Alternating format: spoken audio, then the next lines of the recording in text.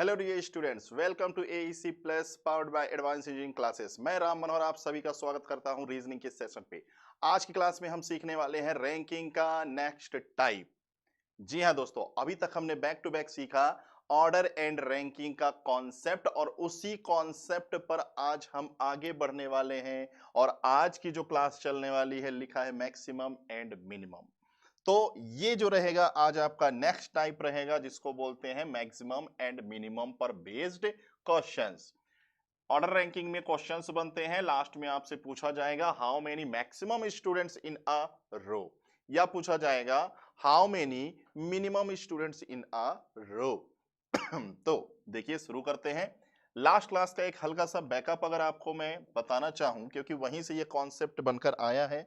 Last class में हम लोगों ने सीखा था कि जब कभी भी क्वेश्चन में टोटल की वैल्यू ज्यादा दिखेगा लेफ्ट प्लस राइट से, तो इसको हमने नाम दिया था सिंपल केस। इसको हमने नाम दिया सिंपल केस। और जब कभी भी क्वेश्चन में टोटल की वैल्यू कम दिखेगा लेफ्ट प्लस राइट को ऐड करने पर, तो इसको हमने नाम दिया था ओवरलैपिंग का केस। ओवरलैपिंग केस, और ओवरलैपिंग केस में लास्ट में हमेशा -2 करते हैं। ये बस एक ओवरव्यू दे रहे हैं कि लास्ट क्लास में हमने जो पढ़ा था, क्योंकि उसी के आगे का ये टाइप है, उसी पर डिपेंड है। ठीक, अब आपने क्वेश्चन सॉल्व किया कि आपको क्वेश्चन में टोटल की वैल्यू दी गई थी, लेफ्ट साइड से वैल्यू दी गई थी, राइट साइड से वैल्यू दी गई थी, और आप फाइंड कर रहे होंगे मिड कि बताइए दो लोगों के बीच में कितने स्टूडेंट्स हैं, दो लोगों के बीच में कितने स्टूडेंट्स हैं। ऐसे ही सॉल्व कर रहे थे।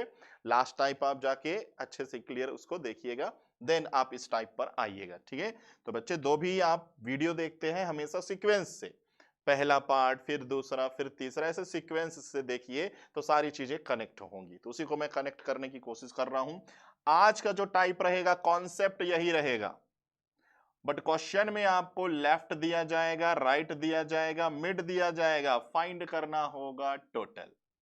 फाइंड करना होगा टोटल। तो कॉन्सेप्ट यही है, दो डायग्राम बनने के, simple case and overlapping case. Simple case का डायग्राम कैसा होता है, ओवरलैपिंग केस का डायग्राम कैसा होता है, तो बाकायदा बताया गया है उसे लास्ट सेशन में, उसको आप अच्छे से देखिएगा। चलिए बढ़ते हैं क्वेश्चन की तरफ। तो जैसा मैंने आपसे कहा था, पूरे के पूरे फ्रेम में ये क्वेश्चन है। यहां पर मैं एक बार रीड कर देता हूं, ध्यान से समझिए। कहता है कि एक रो में, ये सब एक रो में ही बात हो रही है, एक रो में ए की पोजीशन लेफ्ट साइड से 8, बी की पोजीशन राइट साइड से 9। तो मैंने कहा था ना लेफ्ट राइट होगा। और ये रहा दोस्तों mid, 3 student seated between them, find total. कहता है बताइए रो में टोटल नंबर ऑफ पर्सन कितने हैं। तो अगर हमको इस क्वेश्चन में टोटल पूछा जाएगा तो आंसर क्या देने वाले हैं, अगर इस क्वेश्चन में हमें मैक्सिमम पूछा जाएगा तो आंसर क्या देने वाले हैं, अगर इस क्वेश्चन में हमें मिनिमम पूछा जाएगा तो क्या आंसर देने वाले हैं। आइए दोस्तों, अगर हमसे पूछा जाए टोटल, तो आइए टोटल निकालते हैं। मैंने नंबर कम लेकर रखा है तो एक लाइन डायग्राम बनाता हूं।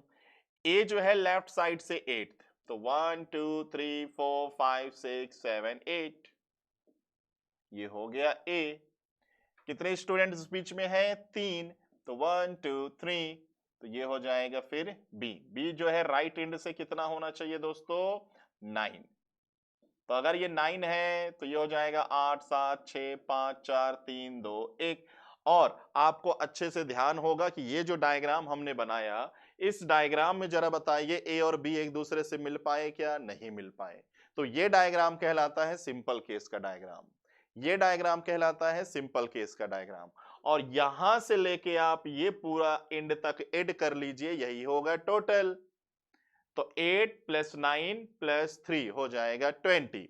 तो हमारे पास टोटल की एक वैल्यू निकल के आ गई 20। आइए जरा इसी क्वेश्चन को, या इसी क्वेश्चन का हमें लाइन डायग्राम बनाना तो ऐसे भी बना सकते हैं। 1 2 3 4 5 6 7 8, ए इज 8 फ्रॉम लेफ्ट। मैं 3 चेयर पीछे भी छोड़कर यहां पर अरेंज कर सकता था बी को, जैसे ये अरेंज कर रहा हूं। और अगर ऐसे अरेंज कर दूं तो टोटल की वैल्यू बदल जाएगी। अगर ये 9 है तो ये 8 7 6 5 4 3 2 1, 8 और 4 कितने हो गए? 12। अब जरा ये डायग्राम देखिए, इस डायग्राम में ए और बी एक दूसरे को ओवरलैप कर गए, तो ये डायग्राम कहलाता है ओवरलैपिंग का। तो इसमें भी टोटल अगर आप देखिए यहां से लेके लास्ट तक अगर आप काउंट कर रहे हैं तो 12 होगा टोटल। तो अगर हमें क्वेश्चन पे पूछा जाए टोटल बताइए, तो टोटल के तो दो आंसर हैं, 20 भी है और 12 भी है। तो एक ऑप्शन होगा आइदर 20 और 12। तो हमें उसी पर टिक लगाना है कि टोटल अगर पूछ लेता है तो या तो 20 या 12, इसी पर हमें टिक लगाना है। ओके, बट अगर हमसे क्वेश्चन में पूछ लेता है अधिकतम कितने स्टूडेंट्स या न्यूनतम कितने स्टूडेंट्स, तो दोस्तों ये जो दो ऑप्शन आपको दिख रहे हैं 20 और 12, तो इसमें होगा एक मैक्सिमम और एक होगा मिनिमम। तो अगर हमसे बोलता है मैक्सिमम आंसर बताइए तो हम ये सिंपल केस वाला आंसर बता देंगे, और अगर हमसे बोलता है मिनिमम का आंसर बताइए तो हम बता देंगे ओवरलैपिंग वाला। बड़ा सिंपल तरीका है दोस्तों। देखिए, कभी भी अगर आपसे पूछता है मैक्सिमम, तो मैक्सिमम के लिए सिंपल सा तरीका, क्वेश्चन में जितना भी डेटा है सबको एक तरफ से आप ऐड करके रख दीजिए, left plus right plus mid, सबको एक तरफ से ऐड करके रख दीजिए, ये हो जाता है दोस्तों मैक्सिमम। जैसे इसी क्वेश्चन में मुझे मैक्सिमम निकालना है, तो 8 प्लस 9 प्लस 3, 8 प्लस 9 प्लस 3, इस तरीके से मैं सबको ऐड कर दूंगा और मैक्सिमम का आंसर गेन कर लेंगे। ओके, मान लीजिए इसी क्वेश्चन में हमसे पूछ लेता मिनिमम बताइए, तो मिनिमम के लिए भी सिंपल सा फॉर्मूला चलेगा, लेफ्ट प्लस राइट, और जैसे ही मैं लेफ्ट राइट ऐड करूंगा तो ये दोनों डबल काउंट हो जाएंगे और मिड में जितने हैं वो भी डाउन काउंट हो जाएंगे। तो लेफ्ट प्लस राइट माइनस में मिड और माइनस में 2 लगाइए। इस तरीके से आप किसी भी क्वेश्चन में मिनिमम निकाल सकते हैं। जैसे इसी क्वेश्चन का मिनिमम निकालना है, तो 8 प्लस 9 माइनस में 3 माइनस में 2, ये 3 हो गया मिड और -2 ओवरलैपिंग सिचुएशन का। तो जब ये कैलकुलेट हो रहा होगा तो आंसर आ रहा होगा 12। ओके, तो बड़े ही सिंपल तरीके से हमने इस क्वेश्चन को समझा कि कभी भी हमें लैंग्वेज में दो लोग होंगे, उनकी पोजीशन बताई जाएगी, लेफ्ट से राइट से कितना है, उनके मिड में उनके बीच में इतने पर्सन हैं। अगर हमसे पूछ लेगा टोटल, तो टोटल के लिए दो आंसर बनते हैं, एक सिंपल केस वाला और एक ओवरलैपिंग वाला। और अगर हमसे पूछ लेगा मैक्सिमम तो सिंपल केस वाला आंसर रखेंगे, और अगर हमसे पूछ लेगा मिनिमम तो ओवरलैपिंग वाला आंसर रखेंगे। क्लियर? बट इसमें भी कॉन्सेप्ट है, दोस्तों। कभी भी ऐसे रट के नहीं चलना है कि हमको अगर टोटल बोलेगा तो आइदर और वाला ऑप्शन ढूंढेंगे हम। कभी कभी ऐसा होगा कि एक ही आंसर टोटल होगा, वही आंसर मैक्सिमम होगा, वही मिनिमम होगा। तो उसकी भी जिक्र आगे क्वेश्चनों में करते हैं। चलिए, फिलहाल ये तो हो गया भाई बेसिक। क्लियर? आइए एक एक करके मैं आपको और भी कॉन्सेप्ट इस पर बताता चलूं। पहले कुछ प्रैक्टिस। लड़कियों की एक पंक्ति में सीमा का स्थान 20 है, रीना का स्थान एक तरफ से 25 है, उनके बीच में 8 गर्ल्स हैं, तो कतार में कुल लड़कियों की संख्या। और जरा देखिए, अगर ऑप्शन में देखें तो हमें आइदर नजर आ रहा है, आइदर और नजर आ रहा है, क्योंकि देखिए इसके दो आंसर होंगे, एक मैक्सिमम या सिंपल केस वाला। तो सिंपल केस है तो 20 25 और 8, 20 25 और 8 सबको एक तरफ से जोड़ दीजिए, तो ये हो जाएगा दोस्तों कितना? 53। फिर दूसरा जो होता है न्यूनतम या ओवरलैपिंग वाला, उसको कैसे निकालते हैं? 20 और 25 जोड़ लीजिए, 45। मिड में जितने हैं 8 और एक -2 और लगाए रहिए, तो टोटल हो गए 45। 45 में से 10 हटा दीजिए, कितने बचेंगे? 35। तो ये हो जाएगा आंसर 35 और एक 53। तो आंसर तो दोनों हैं, हमसे पूछा गया है टोटल। और अगर टोटल बोलता है तो देखिए एक इस तरीके से ऑप्शन होता है, तो बिल्कुल आप यहां पर इस पर टिक कीजिए, आपको 1 मार्क्स गेन होगा। कहां पर ये टिक नहीं करना है उसके लिए भी बताया जाएगा आगे। फिलहाल ये एक क्वेश्चन से हमने प्रैक्टिस भी कर लिया कि अगर क्वेश्चन में हमें टोटल दिया जाता है, ठीक है भाई, लेफ्ट साइड से पोजीशन, अनदर साइड से पोजीशन, मिड दे दिया जाता है और सिर्फ टोटल बोलता है तो दो आंसर निकल के आते हैं। आइए, ये रहा क्वेश्चन कि अगर इस क्वेश्चन का अब मुझे दो आंसर देने को बोला जाए, जैसे कि चलिए भाई फिर से वही क्वेश्चन आ गया और हमारे पास आ जाएंगे दो आंसर, तो चलिए आइए देखते हैं। 7 + 12 + 6, तो 6 दूनी 12 13, ये हो जाएगा भाई 25। तो चलो एक आंसर तो बन गया 25। अब इसी का हम मिनिमम निकालने जा रहे हैं दोस्तों। तो 12 और 7 जोड़ेंगे 19, 6 मिड घटाएंगे और -2, 2 8, तो 19 में 8 घटा दिया, कितना हो जाएगा दोस्तों? 11। तो ये दो आंसर हो गए कि अगर हमसे बोला जाएगा टोटल बताओ तो दो आंसर। बट ध्यान से समझिए, ठीक है, बट ध्यान से समझिएगा। क्या ध्यान से समझना है दोस्तों? देखिए, अगर ये 25 25 चलिए ठीक है, बट अगर आपके पास 11 चेयर ही है तो आप विजय को राइट साइड से 12 नंबर के चेयर पे कैसे बिठाओगे? अगर आपने 11 चेयर ही है टोटल तो ये तो 12 नंबर के चेयर पे बैठता है, तो इसको कैसे अरेंज करेंगे, बस यही समझना है। आइए लाइन डायग्राम में आपको एक्सप्लेन करूं। नहीं क्लियर है तो एक बार लाइन डायग्राम में क्लियर कीजिए। राम जो है लेफ्ट से कितना है? 7th, तो 1 2 3 4 5 6 7। फिर 6 स्टूडेंट्स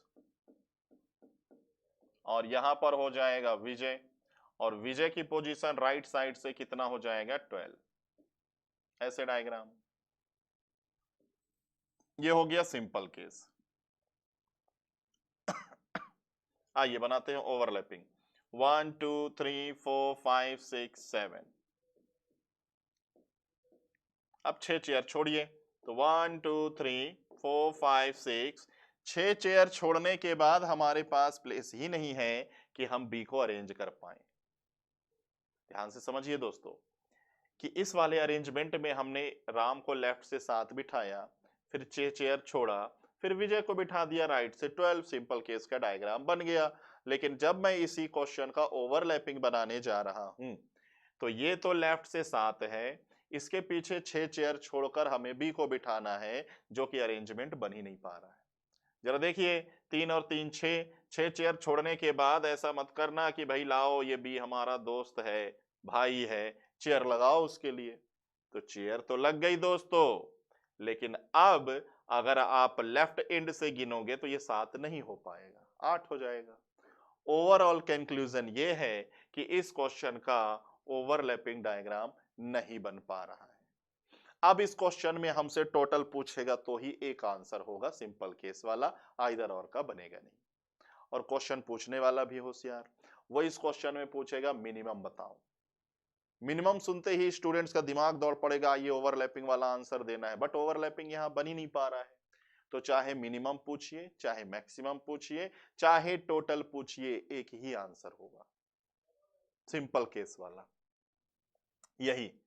ठीक है, तो आप 7 + 6 + 12, 6 2 12 13 25, तो यही आंसर है दोस्तों। चाहे आप टोटल बोलिए इस क्वेश्चन में, चाहे आप पूछिए टोटल, तो भी हम 25 बताने वाले हैं।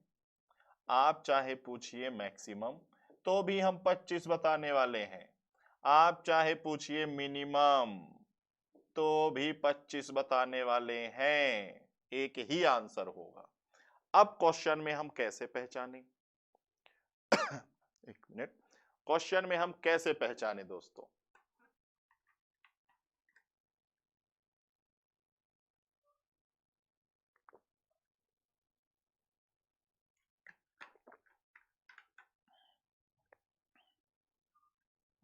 तो आइए क्वेश्चन में हम कैसे पहचाने कि किस क्वेश्चन का आंसर में ओवरलैपिंग पे बनता ही नहीं है। ऐसा कैसे हमने पहचान लिया कि इसका एक ही आंसर होगा? तो पहचानने का तरीका क्या है, देखिए। हमेशा ऐसे क्वेश्चनों में आपको देखना है मिड। हमेशा ऐसे क्वेश्चनों में देखना है मिड। मिड में कितने हैं? 6। 6 से एक ज्यादा लेफ्ट या राइट साइड से नहीं होना चाहिए। तो ये देखिए मिल गया। मिड से एक ज्यादा लेफ्ट या राइट साइड से मिल जाएगा तो ओवरलैपिंग का डायग्राम नहीं बनेगा। अगर मिड में है 11%, तो 11 से एक ज्यादा अगर यहां मिला तो नहीं बनेगा ओवरलैपिंग। अगर मिड में है कितने? 5। 5 से एक ज्यादा 6 यहां मिल गया तो ओवरलैपिंग नहीं बन पाएगा। ठीक है। और अगर मिड से एक ज्यादा नहीं मिल रहा है तो भाई ओवरलैपिंग मिल जाएगा। मान लीजिए यहां 5 हो, 5 से एक ज्यादा कितना? 6। 6 ना तो यहां ना तो यहां, तो इसका ओवरलैपिंग भी बन जाएगा। बात समझ में आई दोस्तों? तो मिड से एक ज्यादा लेफ्ट या राइट साइड से नहीं होना चाहिए, लेकिन यहां मिल गया तो समझ जाइए ओवरलैपिंग नहीं बन पाएगा। ऐसे में सिंपल केस का ही आंसर होता है सारा डेटा। ठीक है दोस्तों, यही कॉन्सेप्ट था। आइए, जैसे ये भी एक अच्छा क्वेश्चन है, इसी पर आगे बढ़ते हैं। जरा देखिए, अब इसमें आप फॉर्मूला नहीं लगा पाओगे। आपसे कहता है मिनिमम बताओ, और मिनिमम के लिए अभी आपने फॉर्मूला सीखा लेफ्ट प्लस राइट, माइनस में मिड और माइनस में 2। ऐसा करके हम मिनिमम निकाल लेते हैं। लेकिन ये फॉर्मूला तब अप्लाई करना है जब क्वेश्चन में आपको लेफ्ट साइड से वैल्यू पता हो, राइट साइड से वैल्यू पता हो, मिड पता हो कि बीच में कितने बच्चे हैं। लेकिन इस क्वेश्चन को पढ़िए, ए लेफ्ट से 8, बी राइट से 9, सी इन दोनों के ठीक बीच में है। अब बीच में है और न्यूनतम कहता है बताइए, तो आप ये फॉर्मूला नहीं लगा पाएंगे। हाँ, लेकिन बेसिक से चलिए, मिनिमम पूछा है तो ओवरलैपिंग वाले डायग्राम से ही आंसर आएगा। मिनिमम पूछा है तो ओवरलैपिंग वाले डायग्राम से ही आंसर आएगा। कैसे आएगा देखिए, एकदम बेसिक से समझिए दोस्तों। मैं इस क्वेश्चन में ऐसे 2 से 3 डायग्राम बनाता हूं। बाकी एग्जाम में आपको 2 से 3 नहीं बनाना है, ये तो समझने के लिए है। देखिए, ए को जब भी लेफ्ट से काउंट करूं 8, 1 2 3 4 5 6 7 8, 1 2 3 4 5 6 7 8, 1 2 3 4 5 6 7 8। अब बी और सी को ध्यान रखिए, बी और सी को ए से जितना दूर लेके जाएंगे उतना आंसर के करीब आएंगे। बी और सी को जितना ए से आप दूर लेकर जाओगे उतना आंसर के करीब आओगे। तो आइए आपको एक एक करके पीछे लेकर चलता हूं। मान लीजिए कि सी को मैं यहां रख देता हूं, एक चेयर छोड़कर मैं सी को यहां रख देता हूं। तो सी जस्ट मिड में है, तो जस्ट मिड होने के लिए एक चेयर छोड़कर यहां पर बी को रखना पड़ेगा, तब जाके ये कहलाएगा C is seated just between them. ठीक। दूसरे डायग्राम में कि अगर मैं 2 चेयर छोड़कर यहां पर सी को अरेंज करता हूं, तो 2 चेयर छोड़कर यहां पे बी को अरेंज करोगे तब कहलाएगा C is seated just between them. Means कि अगर कहता है कि सी एक लाइन में जस्ट मिड में है, तो जितने सी के राइट साइड उतने होंगे लेफ्ट साइड। तो बस उसी कॉन्सेप्ट का इस्तेमाल किया जा रहा है। अब जरा आइए पोजीशन मैच करते हैं कि बी जो है राइट एंड से होना चाहिए 9। तो अगर ये 9 है तो 8 7 6 5 4 3 2 1, ये डायग्राम कंप्लीट। और अगर ये 9 है तो फिर रिवर्स में चलिए, 8 7 6 5 4 3 2 1, ये डायग्राम दूसरा कंप्लीट हो गया। बट अब मैं क्या ये डायग्राम बना पाऊंगा? यही हमें ध्यान से समझना है। ठीक, तभी आएगा ये कॉन्सेप्ट दोस्तों। ठीक है, यहाँ पे 3 डायग्राम बनाने का मकसद ही यही है कि हम कॉन्सेप्ट को अच्छे से समझ पाएं। एग्जाम में बिल्कुल आप एक ही डायग्राम बना रहे होंगे और एक डायग्राम में ही आंसर आ रहा होगा, बिल्कुल एक डायग्राम में। चलिए आइए, अब मैंने 1 चेयर छोड़ा था, 2 चेयर, अब मैं 1 2 3 चेयर छोड़कर यहां पर अरेंज करता हूं सी को। अब जब सी यहां अरेंज हो जाएगा तो जरा 3 चेयर छोड़कर बी को अरेंज कीजिए। तो 1 2 3 चेयर ही एंड हो गया, चेयर ही एंड हो गया। अब कहां पे हम बी को अरेंज करें, मतलब कि अब इसके बाद डायग्राम नहीं बन पाएगा, और अगर डायग्राम नहीं बन पाएगा तो यही है मिनिमम का आंसर। नहीं तो देखिए आंसर ये भी है, 8 और 4 12, आंसर ये भी है 10, और जब आप बिल्कुल गैप नहीं रखेंगे तो 14th भी आएगा, तो आंसर 14th भी है। बट हमसे पूछता है मिनिमम, मिनिमम का मतलब वो मिनिमम पॉइंट के उसके नीचे अब आंसर ना हो, मैक्सिमम का मतलब वो मैक्सिमम पॉइंट के अब उसके ऊपर आंसर ना हो। तो राइट आंसर होगा दोस्तों 10, राइट आंसर होगा 10। चलिए आइए, आइए बढ़ते हैं अगले क्वेश्चन की तरफ।